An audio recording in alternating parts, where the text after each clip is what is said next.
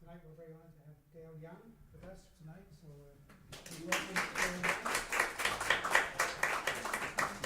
And so the first set, us three will play and do our thing, as they say. And then the second set we'll have Gail. She'll start off the second set, and we'll do some duets with her, like each instrument and this lovely amaranth. Is that right? Right. Okay. Amaranth. And Gail will explain how it works. Yeah. It's a mysterious instrument. And then we'll play together. So that's the general plan. So we'll get started. Thanks a lot.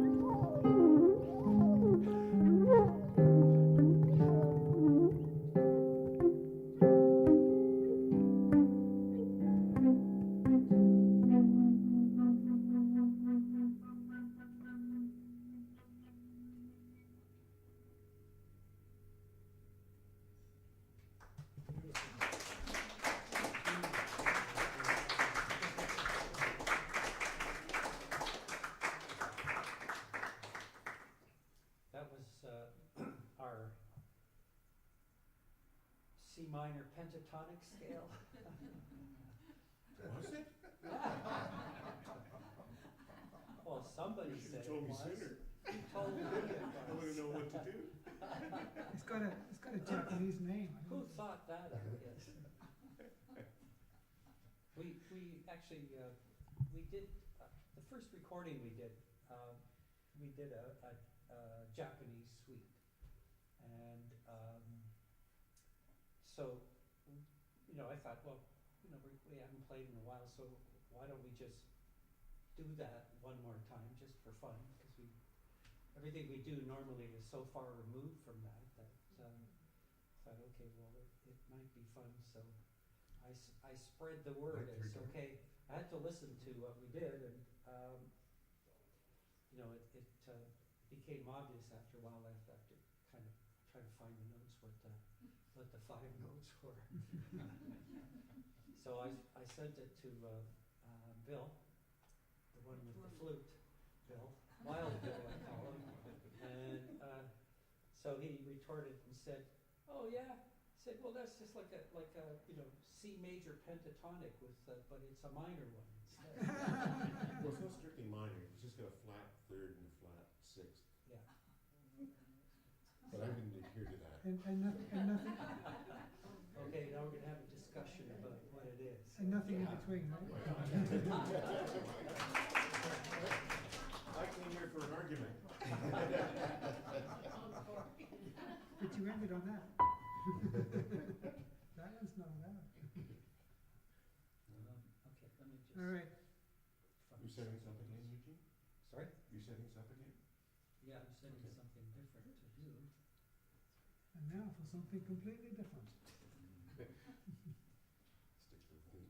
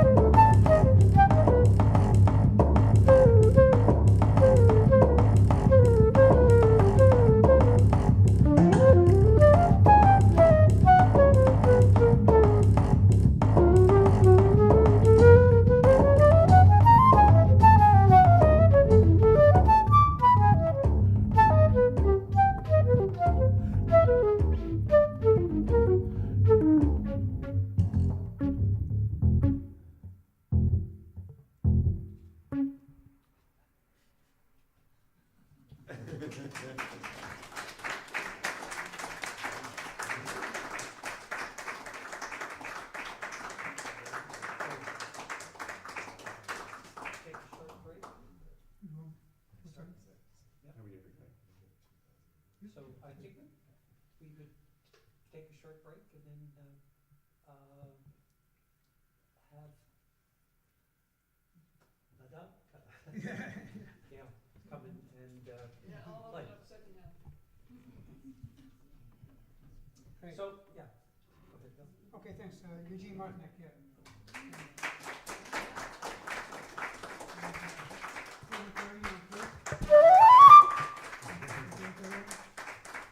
Actually, most will be back, not too long, and we'll have Gilliam from class.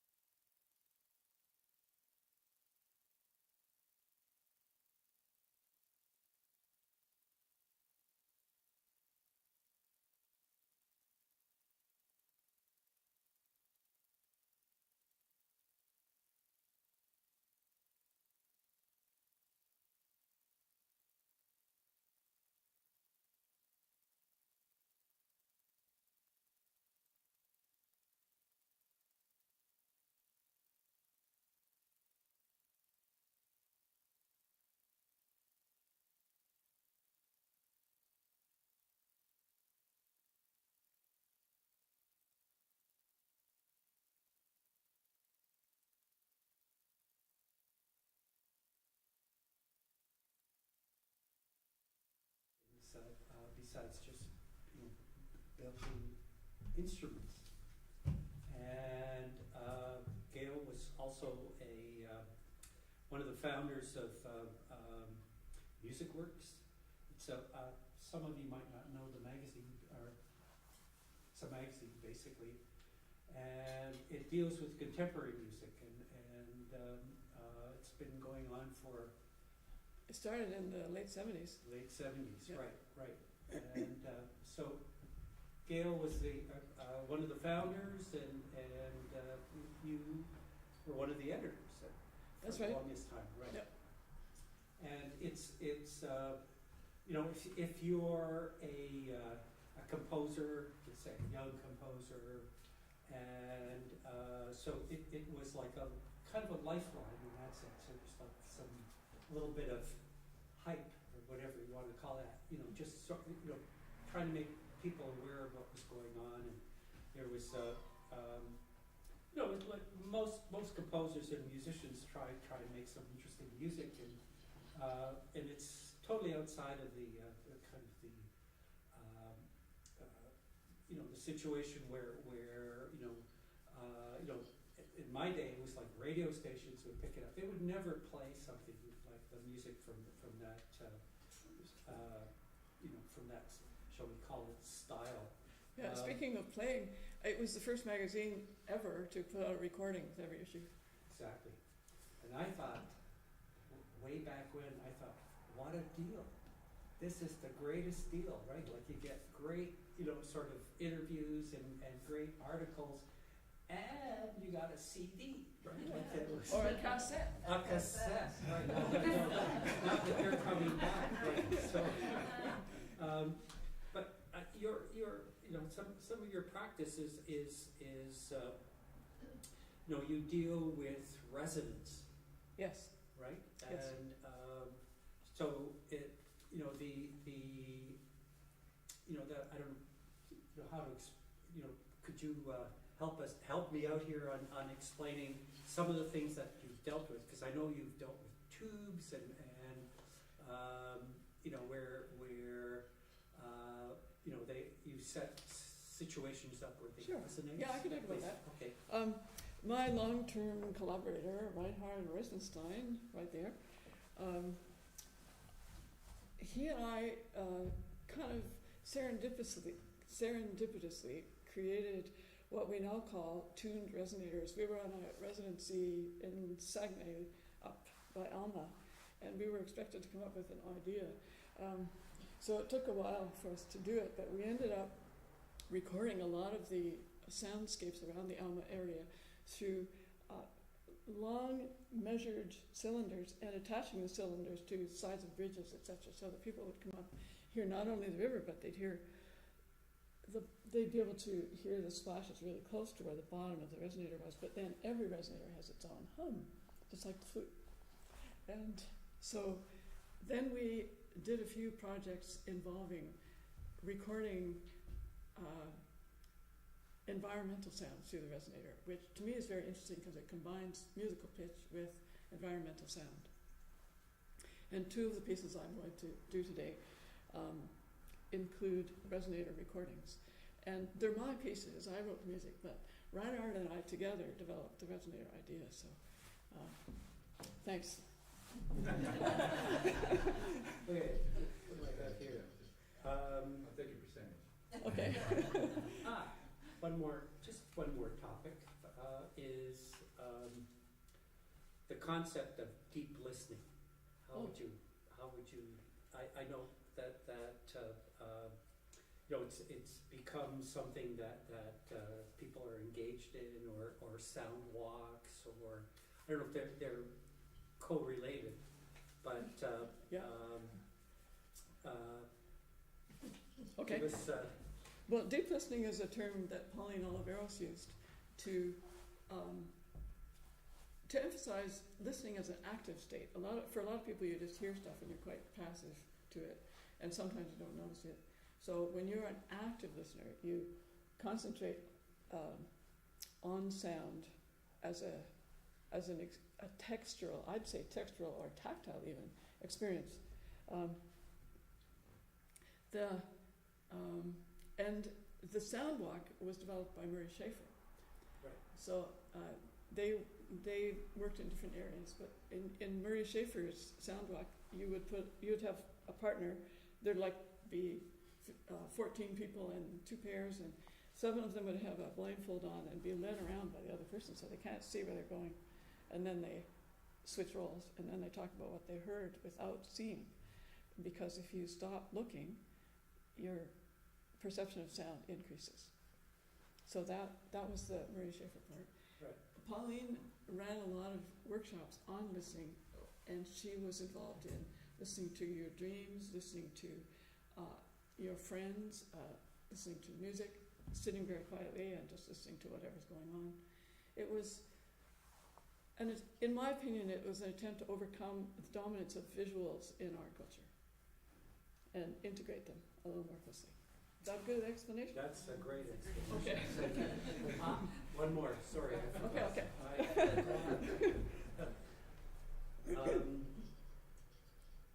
Hugh LeCain. Oh yeah. Okay. So Hugh LeCain was a pioneer, Canadian pioneer in electronic music, and he built all kinds of very, very interesting instruments that dealt with electronic music, tape recorders, and I forgot to play one of his pieces before we took a break. Excuse me, but You can play it now if you want to. okay. Okay. A little bit of Hugh LeCain music. It's can I tell them what it? Sure. We were talking at break about how we would ask you if you could figure out what it was after you listen. So do you want to stay with that plan? See if Sure. the audience can guess what it is. Oh, well, originally what I was going to do was I forgot to play it when we took a break. And I thought, okay, well, here's a teaser. What is this, right? And of course I forgot. So, let's see, here we go. It's called Drip City. And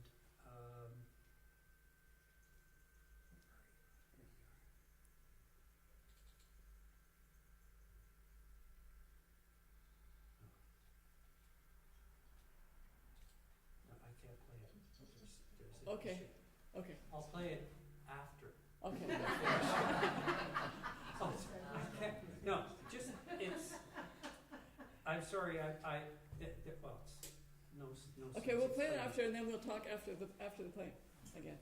Yeah, because I have to, basically I have to shut everything down to play it. Oh, okay. Yeah, you want to do it after the finale, Yes. the post-finale finale.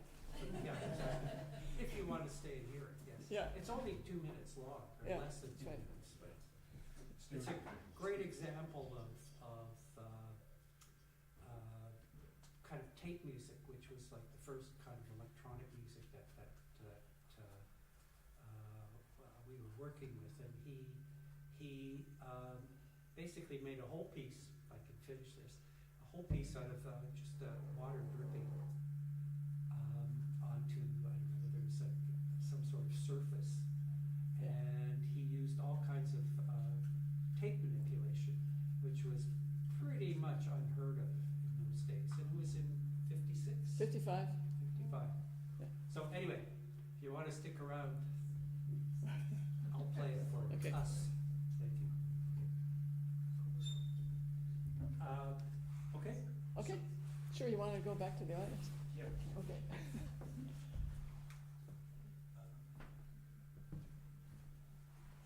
This is the amaranth, and it's named after a plant. That I named it before they had amaranth flakes in the health food stores. It's really named after the flower, which is a red flower. And the earlier instrument I made is also named after a flower. It's the columbine, and it is also a red flower. The amaranth has 24 strings.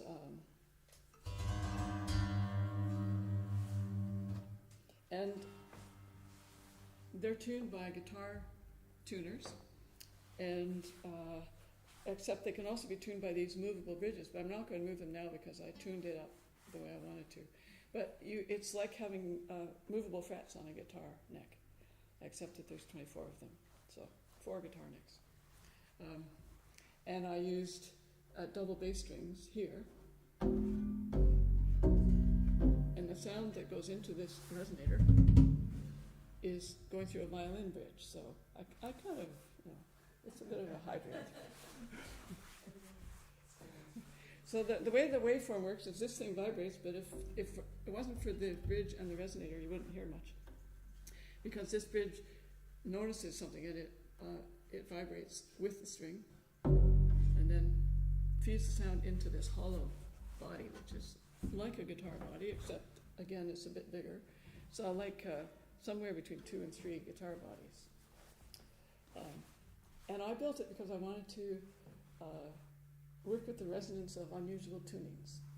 I was a piano player before I started all this kind of thing, so I was used to the 12 notes, and I started to realize that there's sounds in the cracks between the notes, and what do they sound like, and what can you do with them.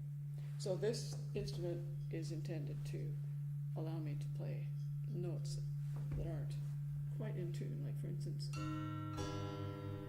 that could be a semitone, but it's actually 3/4 of a semitone, just a little bit.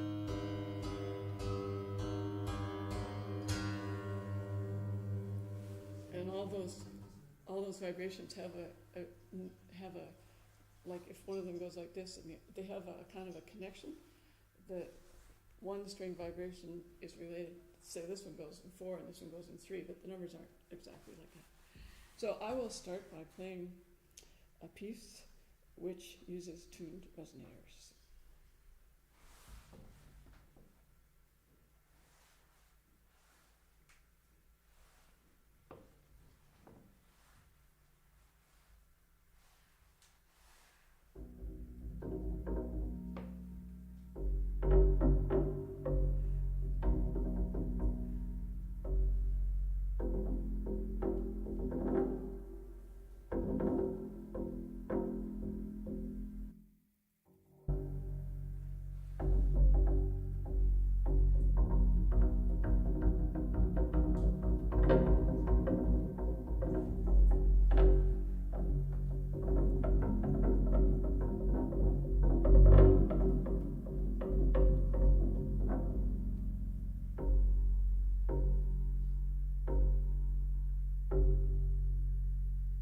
Can we bring up the audio on the first piece now?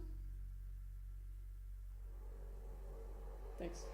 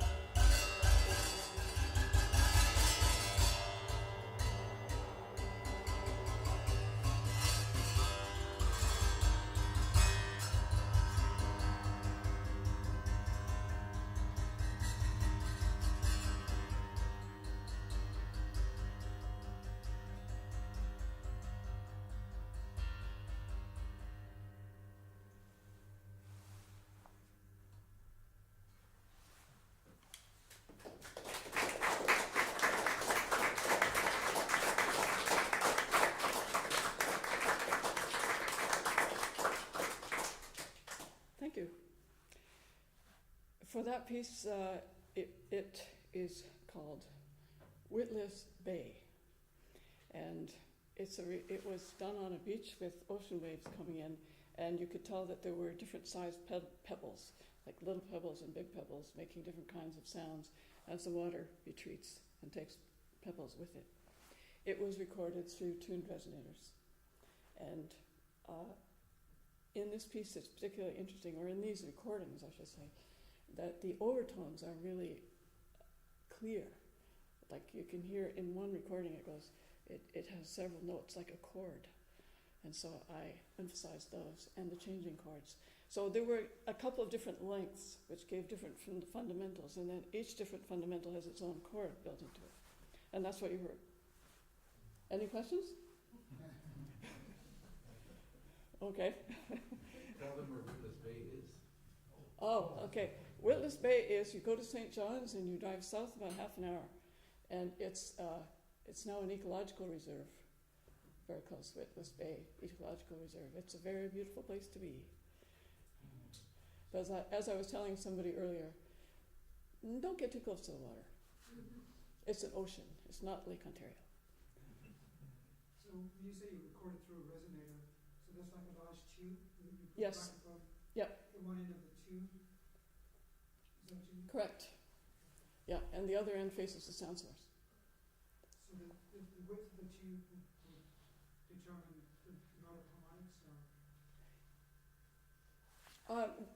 We found that the 4-inch tubes are the best for the music range. How long would they be? Some of them 30 feet long. 30 feet? Yeah. Wow. Because the 30 feet long is very low fundamental, like the 30-foot long organ pipe. Right. And so it brings out a lot of interesting overtones that are still in our hearing range. The way the overtones works is it's a very simple number sequence. Half the length goes up an octave, a third of the length goes up an octave and a fifth, 4 times the length goes up 2 octaves, and then after the 2 octaves you start to get into the da-da-da-da-da kind of melodic parts of the overtone series that bounce around. Which you heard. Pardon? What sort of equipment did you use, recording equipment? I just used an ordinary handheld stereo digital recorder. When was this? Early 2000s. I still make recordings, but that one was recorded back then. Any more questions? So that was in stereo then? The recording was in stereo, but then I mixed it down after that to create more than one simultaneous sound. You probably noticed the pitch of the recording going one pitch and then another pitch. So I had recorded through 2 different lengths of tubing, and I had one on vaguely to the right channel and one vaguely to the left channel, so that the pitches were crossfading throughout the piece. 2 separate recordings though. So it's 4 tracks altogether. But I mixed them down.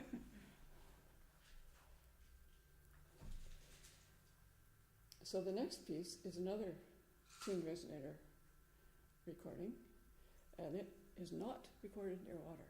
You will tell when you hear it. You'll know what it is. Okay, we can play the next one now.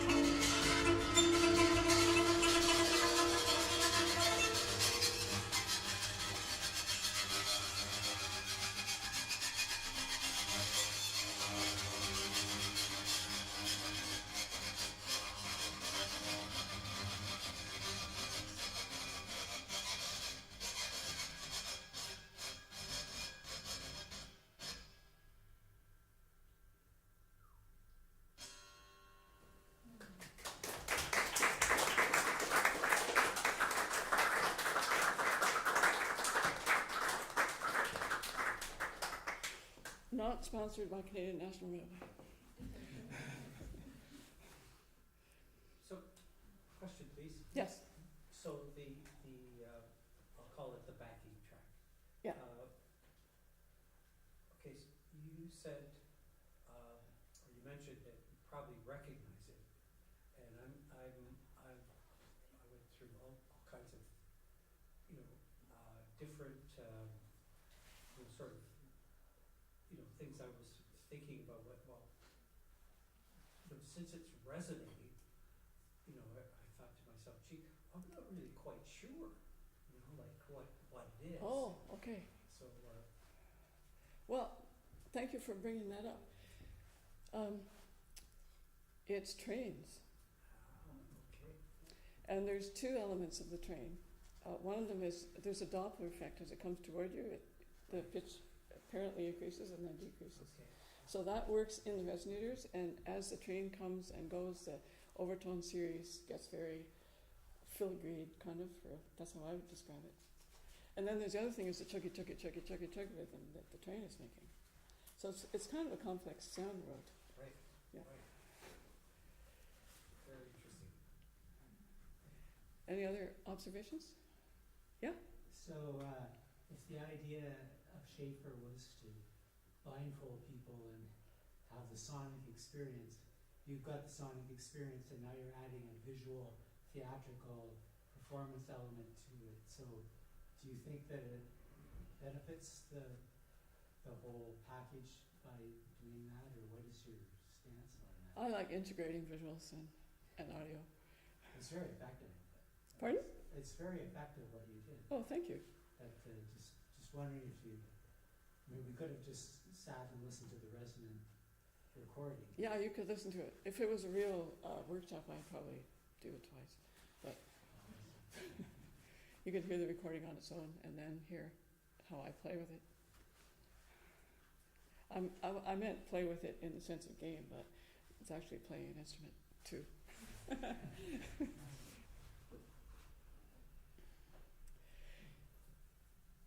So it might not be clear that I find this stuff is fun.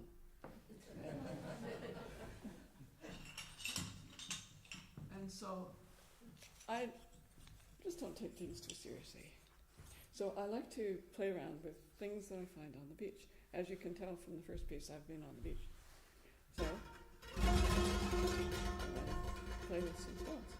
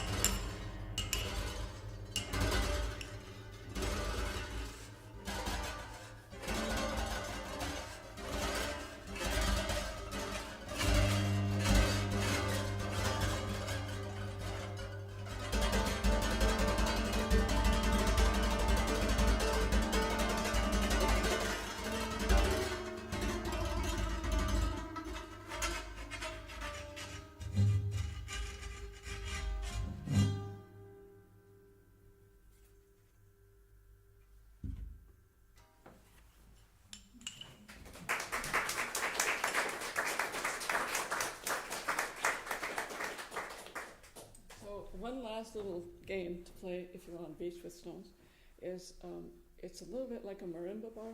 Doesn't look like one. But if you look carefully at a marimba, it's attached to the frame at a quarter of the length. So in this long one, it's easy to show, right here and right here. So if I hold it at that point, it vibrates. If I hold it like this, it's very clicky. So you can hold them at like a marimba bar, and it brings out the resonance. So some people, like me, sit at beaches playing stones, and if they sound interesting, the person takes them home and brings them to Toronto. Okay. Any questions about stones? Just another question here. Yeah. So well, at one point I often wondered what a lithophone was. Oh yes. Mm-hmm. Right? So, Yeah. and it's using stone, Yes. right? And I remember seeing, I guess it was kind of an ancient Chinese instrument, basically. And I found, at that time, I found it really unusual. I mean, I'd never heard of it before. Yeah. And hadn't really considered that, that a stone would have a vibration, a tone, Yeah. something other than, something that was, essentially a very dead kind of sound, shall we say. A lot of stones are like that. If they're cracked, they don't resonate, Right. for one thing. Right. So those ancient people in a lot of African and Eastern European and Oriental cultures had lithophones. Some of them are huge, Right. and some of them are kind of more apartment-sized. But it's interesting. I guess other people besides me go around playing with stones. Hey, look what this sounds like. This is great. Yeah. And it would be great to go on a World Lithophone Tour. Let's organize that.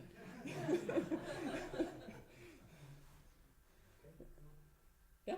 So shall the rest of us come up there and we can have a big jam? Yes, Okay. we're ready. Did you want to do a duet first, or? I didn't even play it with the kitchen utensils yet. All right, well, that's the thing for next week. Okay.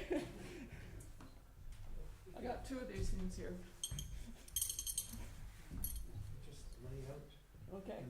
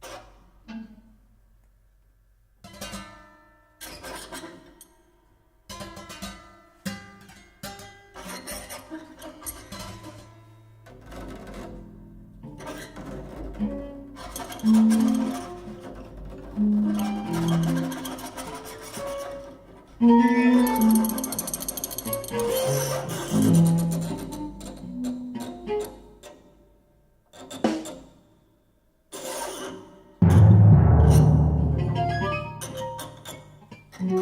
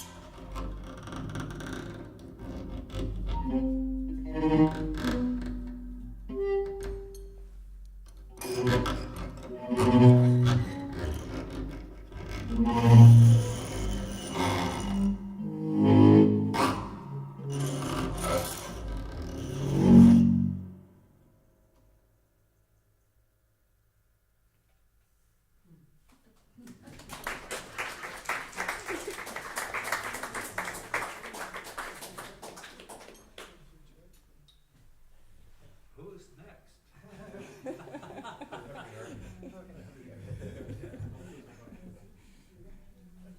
It's okay, there'll be a huge finale after all of this. I'm hoping to bring you all up here. I got 6 stones or something like that. Oh, yeah, well, there you go. Yeah.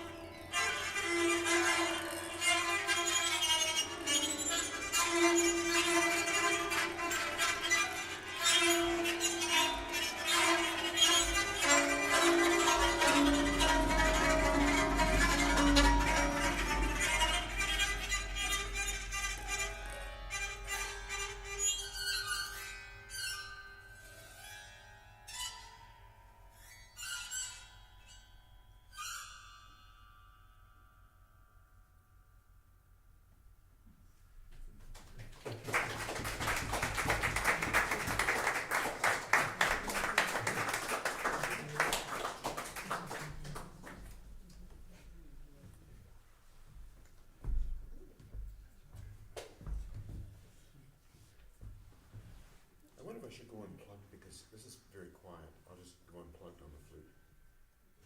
Okay. No amplification. Okay. Well, Gail was talking about harmonics earlier. So you can actually demonstrate that on the flute. People practice them, I don't. So I don't know if this will come off very well. But remember what Gail was saying is that you've got a fundamental tone,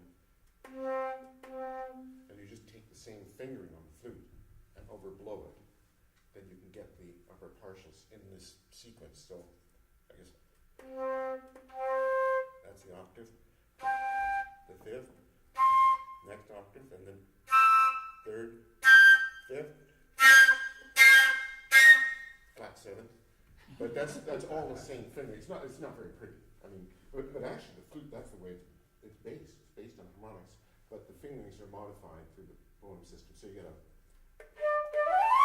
nice sound as opposed to all harmonics. But I'll just do that again, just as a point of interest.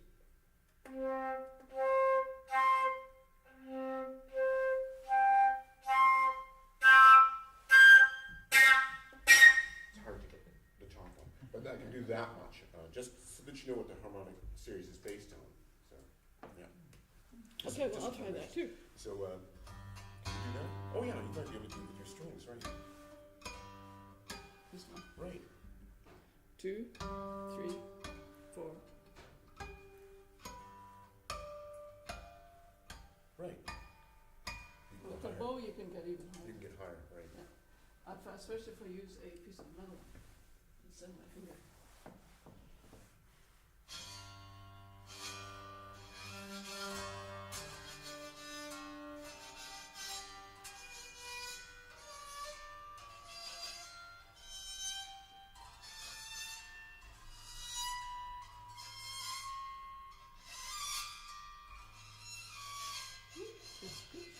Starts to get sweet. Yeah.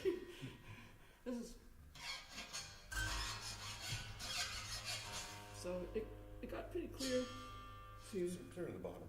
yeah, up to about 8 pitches here. 8. But the interesting pitches come in at 7 and 11 and things like that. Mhm.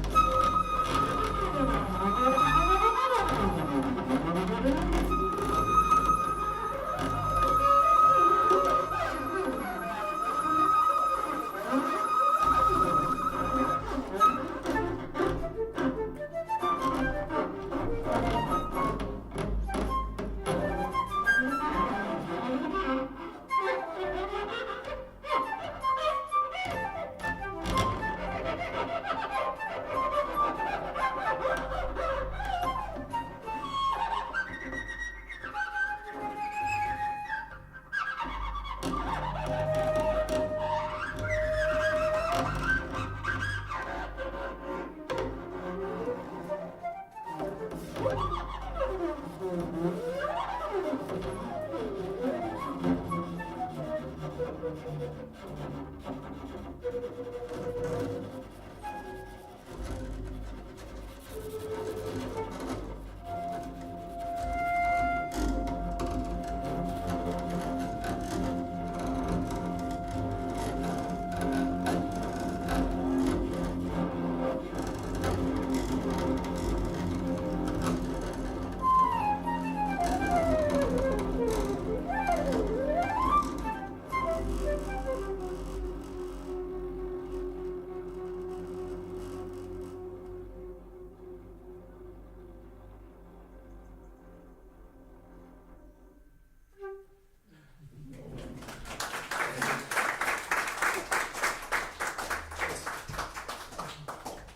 played some harmonics there, I don't know if you noticed that.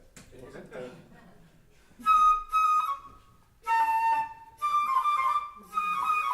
Okay, those are sort of harmonic things when you play different fingerings, but basically the same note.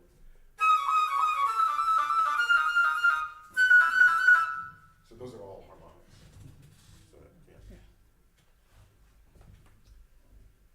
So shall we do one last, everybody? One last hurrah. Okay, One last everybody. the audience also to chime in. Anybody want to play Stone? Actually, we should take a request. Oh, yeah.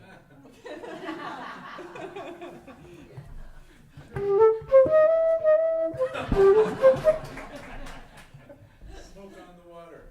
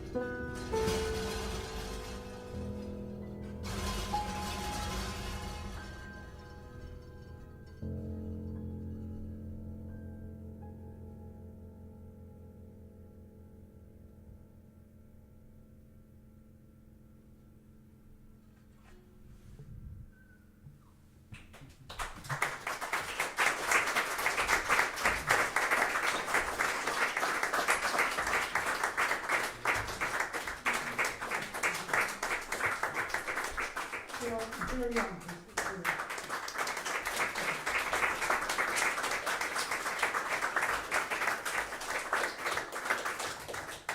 Thanks for coming, everybody, and did you want to play that piece by Oh, Jane, or did you? Well, I have to, Oh, actually, okay. I have to. Maybe not. One thing, though, I think this beautiful instrument, apparently when it was being brought in, someone asked if it was a coffin. Because of this place, right? It's a Formerly funeral parlor. funeral parlor. Yeah, it was initially. Anyway. It's had many transformations, though, right? Yeah. It's been a Buddhist temple. It's That's been right. Anyway, so, I guess it was the idea, it was like a child or something. But, anyway, thank you very much. Thank you very much. Yeah. I really appreciate your invitation. Yeah. Great stuff. Thank you very much.